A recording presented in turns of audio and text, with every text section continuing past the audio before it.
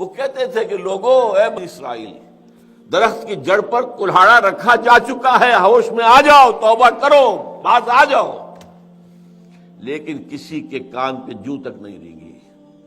وہی کام میں کر رہا ہوں، 10-15 سال سے کر رہا ہوں، ہوش میں آؤ، تباہی اور بربادی تمہارے جو ہے دروازے پر کھڑی ہوئی ہے، برباد ہو جاؤ گے۔ یہ محل تو تم نے بنا لیے ہیں ڈیفنس آف سوسائٹی کے، ان میں رہنا تمہیں نصیب ہوگا یا کوئی اور آ کر رہے گا۔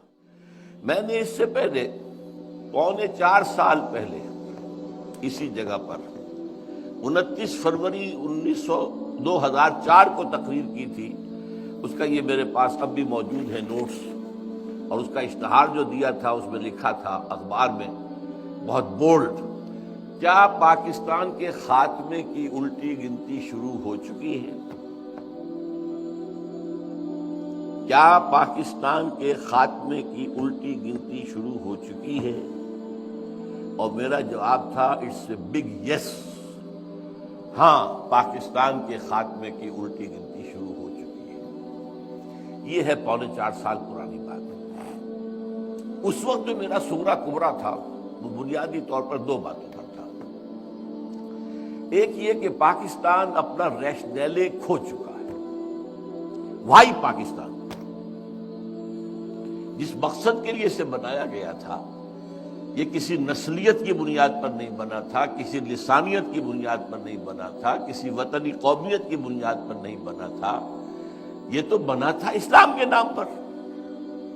اور ایک انتہائی سمجھیے کہ خونی بلڈی جو ڈویژن تھی، دی گریٹ ڈیوائڈ، ایک بڑی کتاب لکھی گئی تھی دی گریٹ ڈیوائڈ، تاریخ انسانی کی عظیم تقسیموں میں سے وہ تقسیم تھی۔ لاکھوں انسان مارے گئے تھے، کروڑوں انسانوں کی تبادلہ آبادی ہوا تھا، ادھر سے ادھر، ادھر سے ادھر۔ یہ کس لیے تھا؟ اسلام کے لیے۔ اب ظاہر بات ہے کہ جب یہ ایک آئیڈیالوجیکل اسٹیٹ تھی اور یہاں وہ آئیڈیالوجی جو ہے نہ پروموٹ کی گئی نہ نافذ کی گئی، تو it has lost its raison d'etre. Pakistan has lost its justification, it's a failed state. یہ بات جو ہے ثابت ہو چکی ہے کئی سال پہلے۔ تو پہلی بات تو یہ کہ پاکستان کا جو ریشنیلے ہے، ریزون دیٹل ہے، وہ ختم ہو چکا ہے۔ اور دوسرا مذہبی اعتبار سے یہ کہ ہم نے اللہ سے جو بدعہدی کی، وعدہ خلافی کی، اس کی زبردست سزا ہمارے اوپر مسلط ہو چکی ہے۔ اس کی ایک سزا ہے معنوی سزا، وہ فزیکل نہیں ہے، معنوی ہے۔ وہ کیا ہے؟ نفاق ہمارے دلوں کے اندر پلا دیا گیا ہے۔ دنیا کی منافق ترین قوم ہے مسلمانان پاکستان، منافق ترین قوم، اس لیے کہ اللہ کا قاعدہ ہے، اللہ نے بیان کیا ہے قرآن میں، جب کوئی قوم اللہ سے کوئی عہد کرتی ہے، اے اللہ اگر ہمیں یہ دے دے گا تو ہم پھر تیرے بڑے نیک بندے بن جائیں گے، اور یہ کر دیں گے اور وہ کر دیں گے، اللہ وہ وعدہ پورا کر دیتا ہے، تو اس کے بعد وہ وعدہ خلافی کرتی ہے قوم، تو اس کی سزا کیا ہے؟ فَعَاقَبَ فِي قُلُوبِهِمْ نِفَاقًا، ان کے دلوں میں اللہ تعالی نفاق پیدا کر دیتا ہے دنیا کے اندر۔ یہ معنوی سزا ہے۔ اس نفاق کی وجہ سے باہمی منافقت ہو گئی، نفاق ہو گیا۔ اب وہ قوم نہیں رہی، قومیتیں ہو گئی۔ وہ قوم اب کہاں ہے؟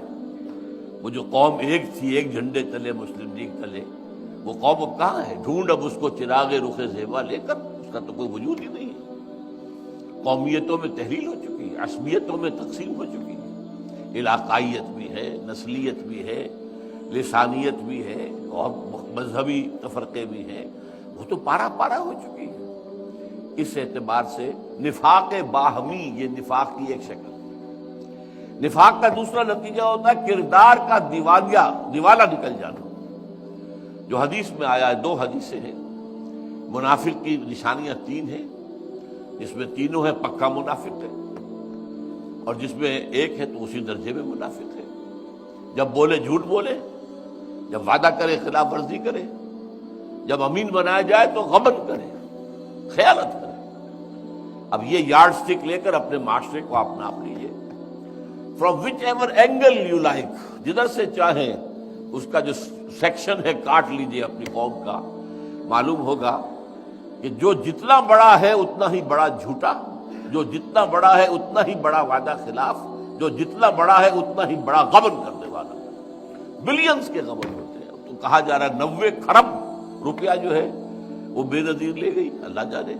اب ہم تو یہی سن ہی سکتے اور تو کچھ نہیں کہہ سکتے۔ تو بہرحال دوسرا جو ہے وہ نفاق باہمی کے بعد یہ جو انسانی اخلاقیات کا جنازہ نکلا ہے اس ملک سے، واقعتاً وہ بھی اسی نفاق کا نتیجہ ہے۔ اور تیسرے یہ کہ سب سے بڑا منافقت کی علامت ہمارا دستور ہے، کہنے کو سارا اسلام اس میں لکھا ہوا ہے، حقیقت میں زیرو ہے۔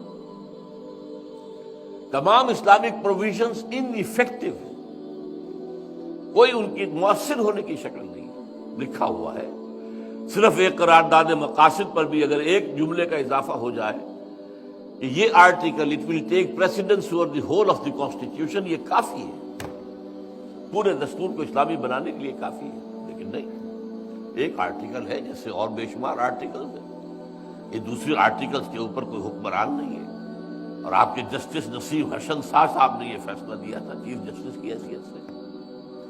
تو اسی طریقے سے کوئی قانون سازی کتاب و سنت کے منافی نہیں کی جائے گی، اس کو بھی اٹیچ کر دیا گیا کاؤنسل آف اسلامک آئیڈیالوجی سے۔ وہ رپورٹیں دیتی رہے گی، دیتی رہے گی، دیتی رہے گی، دیتی رہے گی، رپورٹوں کے انبار لگ گئے، الماریاں بھر گئی، کوئی ایک رپورٹ بھی آج تک پارلیمنٹ میں پیش نہیں ہوئی، کسی ایک رپورٹ کی بنیاد پر بھی کوئی قانون سازی نہیں ہوئی۔ اور ہمارا وہ جو ایک ڈکٹیٹر آیا تھا اسلام کے نام پر، ضیاء الحق، اس نے فیڈرل شریعت کوڈ بنائی تو اس کو 2 ہتھکڑیاں پہنا دی، 2 بیڑیاں ڈال دی، دستور پاکستان تمہارے دائرے سے خارج، جوڈیشل پروسیجرل لاز تمہارے دائرے سے خارج، مسلم فیملی لاز تمہارے دائرے سے خارج، اور یہ کہ جو فسکل لاز ہیں مالیاتی وہ بھی 10 سال تک خارج۔ رہ کیا گیا؟ فریب، جھوٹ، دھوکہ دینے کے لیے دنیا کو فیڈرل شریعت کوڈ۔ اب روپے کروڑوں خرچ ہو رہے، تنخواہیں ہیں، سب کچھ ہے، یہ سب ایکسرسائز ان فیوٹیلیٹی۔ اس اعتبار سے یہ 2 پہلو ہیں جو میں گنتا رہا ہوں۔ اب تیسرا پھر عذاب اللہ کی طرف سے ایک آیا تھا جو فزیکل عذاب ہے، وہ سن 71 میں آ گیا تھا، ملک 2 لخت ہوا، بدترین شکست ہوئی۔ اور میں ہمیشہ سے کہتا چلا آ رہا ہوں، یہ اچھی طرح نوٹ کر لیجئے کہ جس طریقے سے بنی اسرائیل پر جو تباہی آئی تھی نبوکدنضر کے ہاتھوں، تو اس سے پہلے جو ہے بہت سے اللہ کے نبی جو ہیں انہیں اس کی جو ہے وہ وارن کرتے رہے تھے۔ ان میں سے میں کچھ نام بھی نوٹ کر کے لایا تھا، یشعیاہ، یرمیاہ، حزقیل۔ وہ کہتے تھے کہ لوگوں، اے بنی اسرائیل، درخت کی جڑ پر کلہاڑا رکھا جا چکا ہے، ہوش میں آ جاؤ، توبہ کرو، باز آ جاؤ۔ لیکن کسی کے کان پہ جوں تک نہیں لگی۔ وہی کام میں کر رہا ہوں، 10-15 سال سے کر رہا ہوں، ہوش میں آؤ، تباہی اور بربادی تمہارے جو ہے دروازے پر کھڑی ہوئی ہے، برباد ہو جاؤ گے۔ یہ محل تو تم نے بنا لیے ہیں ڈیفنس آف سوسائٹی کے، ان میں رہنا تمہیں نصیب ہوگا یا کوئی اور آ کر رہے گا؟